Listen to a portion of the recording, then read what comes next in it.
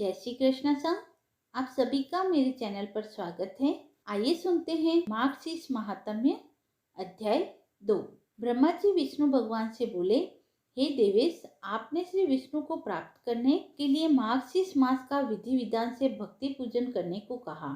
इसलिए हे देवेश, इसकी विधि क्या है? विष्णु भगवान ब्रह्मा जी से बोले कि आलस्य को छोड़कर सूर्य उदय से पहले उठकर विधि पूर्वक नित्य कर्म व आचमन आदि कर और अपने गुरु को नमस्कार करके मेरा स्मरण करें। मलमूत्र का त्याग करके पवित्र होकर मौन रहकर भक्ति भावना से सहस्त्र नाम से मेरा कीर्तन करें। यथाविधि मृतिका आदि से शुद्ध होकर मौन रहकर दंत धानव करके आचमन कर विधि अनुसार स्नान करें। हे महाते, तुलसी के जड़ की मिट्टी को तुलसी पत्र सहित लेकर मूल मंत्र या गायत्री मंत्र से अभिमंत्रित करें।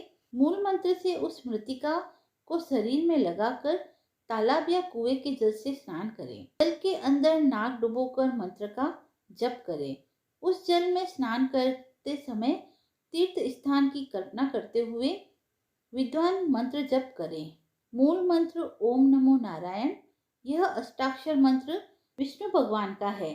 पवित्र होकर अपने सामने चारों ओर हाथ में कुशा को लेकर आचमन करें। शुद्ध जल से स्नान करके विद्वान कल्पना करते हुए इस मंत्र से जप करें। तुम विष्णुपाद से प्रकट हुई हो, अतएव तुम वैष्णवी हो और तुम विष्णु देवता हो। तुम मेरी रक्षा करो। जन्म से मरण पर्यंत तुमको नमस्कार है। वायु देवता को 3.5 कोटि तीर्थ कहा गया है। हे जानवी, जो स्वर्ग और अंतरिक्ष में है वे सब तुम्हारे जल में वास करते हैं। तुम्हारा नाम नंदिनी है और देवताओं के यहाँ नलिनी नाम है। दक्ष पुत्री, विहगा, विश्वगा, ये नाम योगी लोग कहा करते हैं। हे जानवी, तुम विद्याधरी, सुप्रसन्ना और लोक प्रसादिनी हो। तुम क्षेमा, जानवी, शांता, शांति प्रदायिनी हो। इन पवित्र नामों को स्नान करते समय नित्य स्मरण करें। वह 3 लोकों में गमन करने वाली गंगा सदा उन स्थानों में वास करती है। हाथ जोड़कर ऊपर कहे हुए मंत्र का 7 बार जप करें।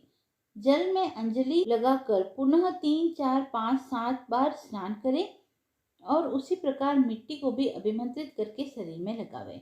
मृतिका का मंत्र, हे अश्वकांते अर्थात हे मृतिके, तुम घोड़ों के कांत हो अर्थात तुम्हारे ऊपर घोड़ा चला करते हैं।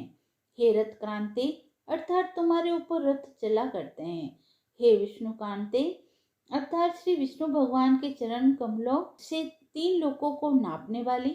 हे वसुंधरे अर्थात रत्नों को धारण करने वाली। हे मृतिके, जो मैंने पाप किए हैं उन पापों का नाश करो। हे मृतिके, सैकड़ों बाहु वाले श्री कृष्ण ने वराह रूप से तुमको ऊपर उठाया है। हे सुव्रते, तुम समस्त प्राणियों के उत्पत्ति स्थान हो। तुमको नमस्कार है।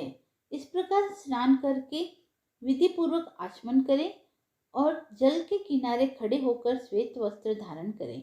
आचमन करके देवता, पितर, ऋषियों का तर्पण करें और वस्त्र को पहनकर तर्पण की धोती को निचोड़ लें।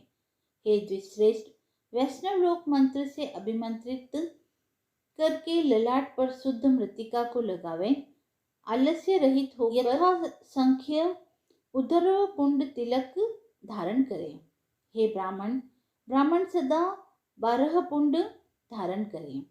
हे पुत्र, क्षत्रिय लोग 4 पुंड को धारण करें और वैश्य लोग 2 पुंड को धारण करें तथा स्त्री और शूद्र को 1 पुंड धारण करने को कहा गया है। मस्तक, उदर, वक्षस्थल, कंठे दोनों, कोख दोनों, कान, पीठ, त्रिक अर्थात पीठ के निचले वाले भाग और सिर पर धारण करें। अनंग ब्राह्मण को सदा 12 तिलक धारण करने को कहा गया है और क्षत्रिय ललाट में, हृदय में और दोनों भुजाओं में तिलक को धारण करें।